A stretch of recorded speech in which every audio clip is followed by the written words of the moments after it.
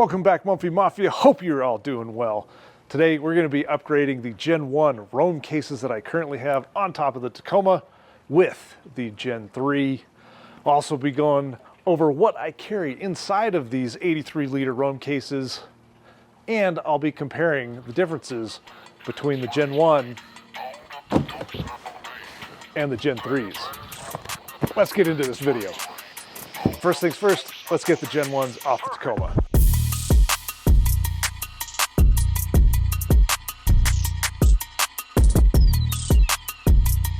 All right, now one of the things that I've kind of noticed over time in usage is that the bolts that I'm using are actually fairly rusty. I don't know if you can see that there. So I may have to find a stainless steel version of these Allen screws just so that I'm not running into rust issues.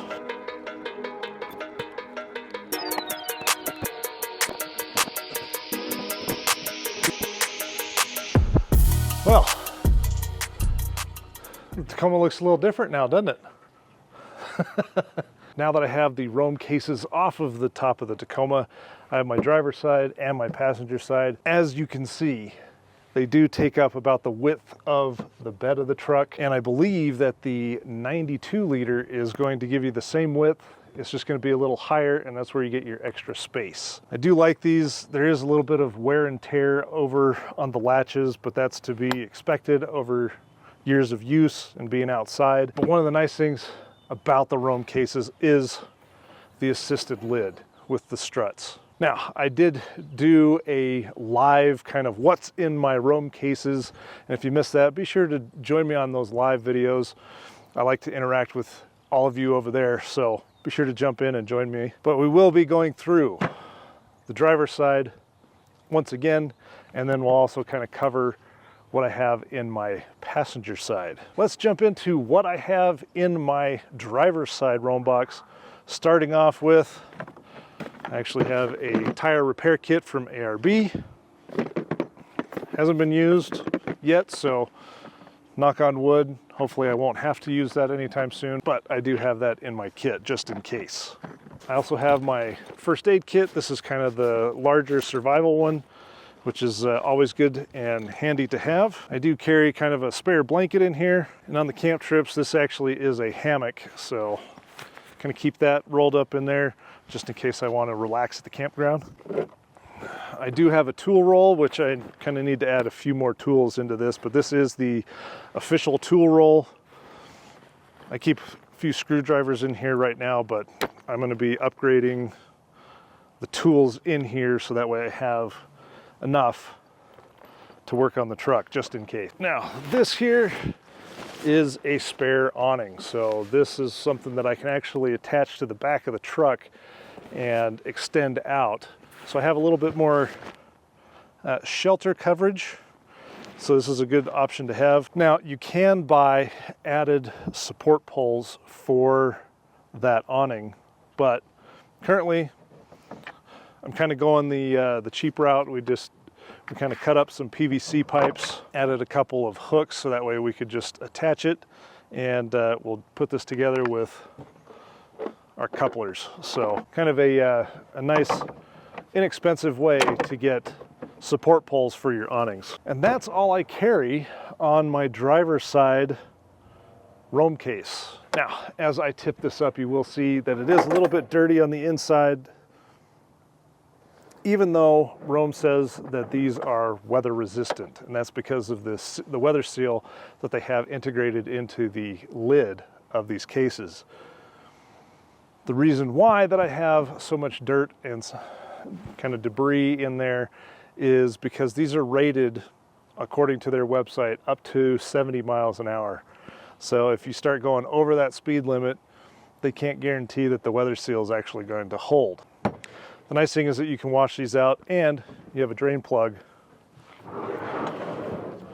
on the side of the case, so that way you can drain the water out. Let's go ahead and get into the passenger side. All right, here we are, passenger side. Let's go ahead and get this open. Still have about the same amount of wear and tear on the latches that I had on the driver's side. Once again, assisted gas struts, gotta love that. Now over here, I don't have as much in here, but this is kind of my tools, my camp tools. Even though I have a fish frying basket, it's just too long to kind of put anywhere else, so I keep that in there. Needs a good washing. I do keep a little camp shovel. I have a tent peg mallet with extractor. I also keep my axe in here. Looks like I need to clean this up a little bit. I do have a small little hatchet, hammer, and then I also have kind of this, I don't know, I'm not too keen on this axe, but I have it just in case. This is why. It just doesn't sit properly. So I'm not sure if I'm gonna, it's more of a novelty axe than really anything else, but it is pretty sharp. Then I have a handsaw just in case.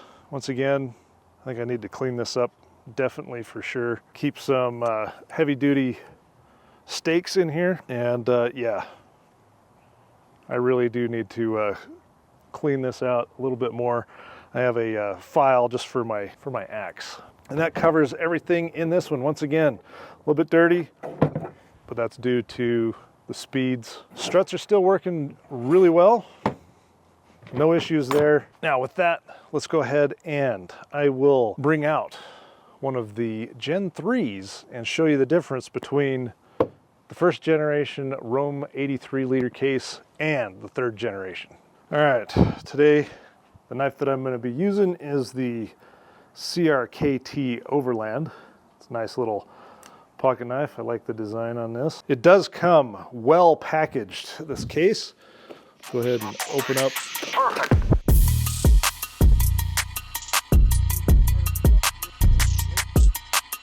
Same latch system. They do have an updated logo on here. Same form factor, looks really nice. Let's go ahead and bring in the Gen 1 and compare the two.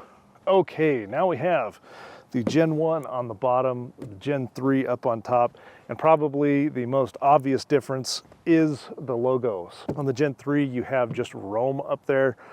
On the Gen 1, and I believe the Gen 2, it's gonna have Rome Adventure Co., but everything else is the exact same form factor. You still have the thick latches that are super easy to open, but the main difference is actually going to be the hinge system on the Gen 3. All right, now as I mentioned, I've put my other Gen 1 up on top. So we have the Gen 1, Gen 3, Gen 1. So the Gen 1, its hinge system, once you open it up, you'll see that it's attached here at the front and angled in the back. And you can see that over here. So this is how it's attached.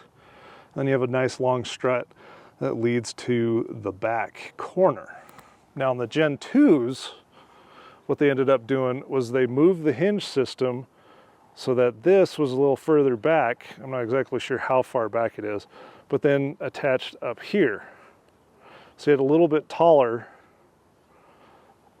strut. Now the reason why they've changed it up a little bit is because if I, when I close this, you'll notice that the lid does not sit perfectly flush. The Gen 1 did come fully seated like the Gen 3, but as you can see over time, the strut has actually pushed the lid back towards the hinges. And they are running into this issue on the Gen 2s as well. And then as you can see, let me go ahead and lock this in.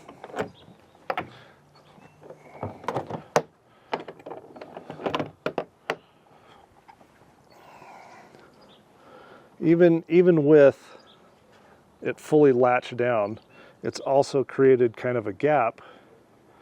And I think this is simply because of the speeds. The air is kind of coming in underneath and changing the angle on the lid. So we're not getting proper seating, which is allowing dust and debris to get inside during higher speeds. Let's go ahead and open up the Gen 3 and I'll show you the new hinge system. All right, Gen 3 unlatching similar to the Gen 1. And as we open it up, it is a little stiffer.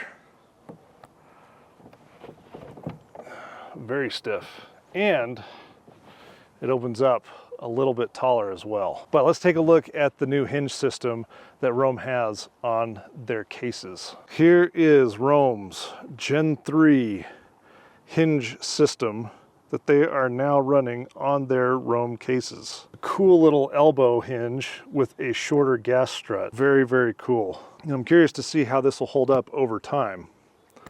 Now the other cool thing is that because of this new hinge system, the lid opens more vertical. It's almost a full 90 degrees.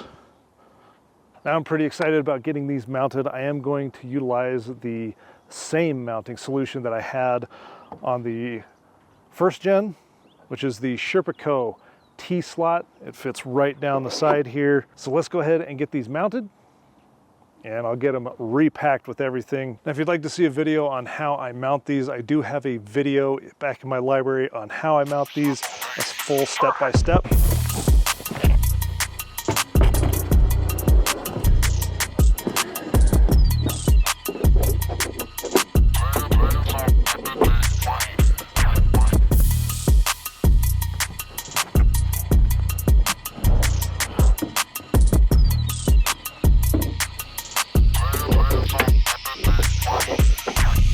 All right, now the third generation Rome 83 liters are on the Tacoma. And one of the things I found out that's really cool about these is that the hinge, this new hinge system, allows you to adjust or be able to open the lid at varying degrees without it actually fully extending. Let me show you what I'm talking about. As I step up here, I'm going to unlatch this first one. Now that it's fully secure with the Sherpa mounts, I can go ahead and open this a small little bit, a little full, or fully extended. I like the fact that I can do that without having to have it fully open all the way and then I'm reaching over to try and close it. I can set it, grab what I need, and then close the box. I really like that. Now, as far as securing it with a lock, I had been running this A-Bus marine grade 75 IB30. Over time, it just kind of failed on me, especially with the type of key that it runs. It's kind of difficult to get it in and unlock. So what I did is I switched over to just a master lock. You can pick these up at Home Depot. I just find them easier to open. Maybe I just need to do a little bit of maintenance on the A-Bus to get it working properly again. Let me know what you guys think of the new third generation 83 liter Rome boxes. Do you like the hinge? Do you kind of like the bigger gas struts? As far as my first gen, I don't know kind of what I'm going to end up doing with them. Maybe I'll do a giveaway, but that's probably going to depend on how fast we can get to 5,000 subscribers. So be sure to hit that subscribe button if that's something that you're interested in. And let me know down in the comments if you'd be interested in my first gen Rome box. If you did like this video, be sure to smash the like button. Make sure you subscribe for more videos like this. I greatly appreciate you guys joining me on this video, and I'll see you in the next one. Peace.